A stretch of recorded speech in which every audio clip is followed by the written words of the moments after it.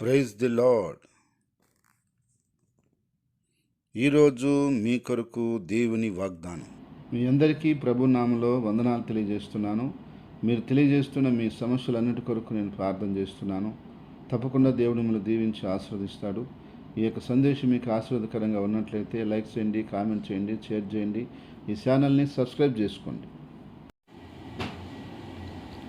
ఈరోజు వాగ్దానమును చదువుకుందాం.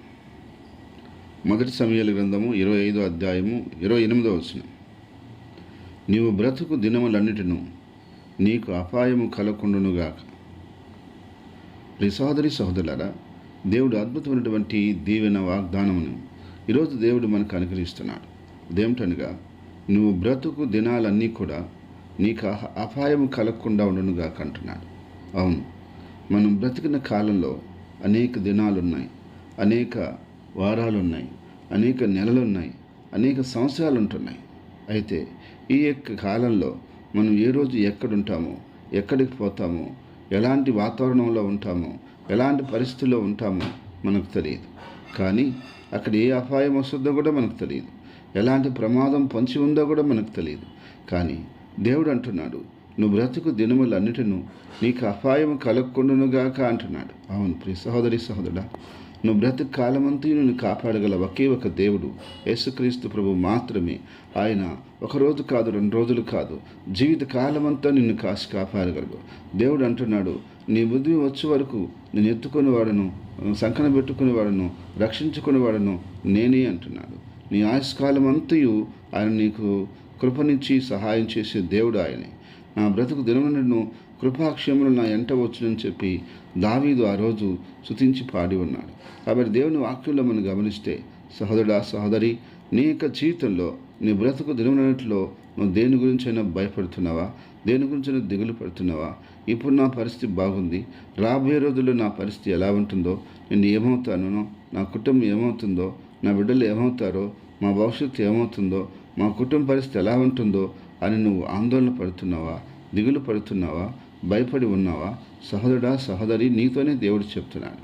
కాబట్టి నువ్వు జాగ్రత్తగా నువ్వు బ్రతుకు దినములన్నిటిను నీకు అపాయం లేకుండా దేవుడు నిన్ను కాపాడుకుంటాడు. ఎన్ని ఇరుకులు ఇబ్బందులు ఎదురైనా సరే నువ్వు అపాయంలో చిక్కుకోను. వాటన్నిటి నుంచి దేవుడు నిన్ను తప్పిస్తాడు. ఆపదన్నిటిలో నుంచి నిన్ను ఆదుకుంటాడు, ఆదరిస్తాడు. ఎలాంటి కష్టం నీ జీవితంలోకి వచ్చినా దాని నుంచి ప్రభువు నీకు విడుదలిస్తాడు. నువ్వు భయపడిన అవసరం లేదు, దిగులు పడిన అవసరం లేదు, కుంగిపోయిన అవసరం లేదు. ఖచ్చితంగా దేవుడు నీ పట్ల ప్రత్యేకమైన ప్రణాళిక కలిగి ఉన్నాడు. నువ్వు ప్రభువుని యేసునందు విశ్వసించి ఆయన బిడ్డగా నువ్వు జీవిస్తున్నట్లయితే నీ విషయంలో ఆయన ఎంత ప్రత్యేకమైన శ్రద్ధ కలిగి ఉన్నాడో, ప్రణాళిక కలిగి ఉన్నాడో, ఆయన ఆశ్చర్యంగా నీ పట్ల ఏ విధమైనటువంటి ఆయన కృప చూపిస్తున్నాడో అది నువ్వు అర్థం చేసుకో. దేవుడు నీకు ఇంకా కృప చూపించి ఇంకా సహాయం చేసి ఎన్ని విషయాలు నీకు ఎదురైనా ఆయన సహాయం చేస్తాడు.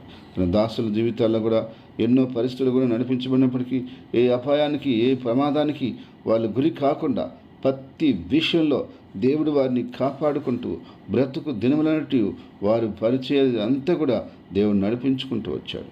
వారి జీవితాల్లో ఎన్నోసార్లు భయం వచ్చినప్పటికీ కాపాడాడు. అదే రీతిగా నిన్ను కూడా కాపాడి నీ జీవితమాంతము తోడుగా ఉండి నడిపించి ఆశీర్వదించి వర్ధులు చేసి విస్తరింప చేయునుగాక. ప్రార్థన.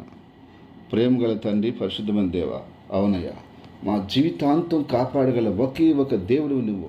చిన్నప్పుడు మా తల్లిదండ్రులు మాకు తోడుగా ఉంటారు, పెద్ద అయితే మా స్నేహితులు కొద్దిగా మాకు సహాయపడతారు. మాకు ఇంకా ఎదిగే కొంది ఆయన మనుషుల్లో సహాయం మాకు అయ్యా అన్ని సమయాల్లో ఉండదు. మేము ఒంటరిగా వెళ్ళవలసి ఉంటుంది, ఎక్కడెక్కడో తిరగవలసి ఉంటుంది. కానీ మాతో నిత్యము ఉండి మమ్మల్ని నడిపించి సహాయం చేసి కాపాడే దేవుడు నీవే. మా బ్రతుకు దినములన్నిటిను కాపాడుతావని మేము నమ్ముతున్నాం. నా తండ్రి, మీరు చిన్నటువంటి మాట ప్రకారంగా ఆయన మమ్మల్ని అందరినీ కాపాడి మా బ్రతుకు దినమంటే ఆశీర్వదించమని, ఈ అపాయం లేకుండా కాపాడమని ప్రార్థిస్తున్నాం.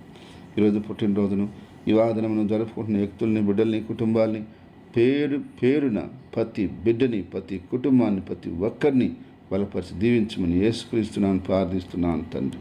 ఆమేన్.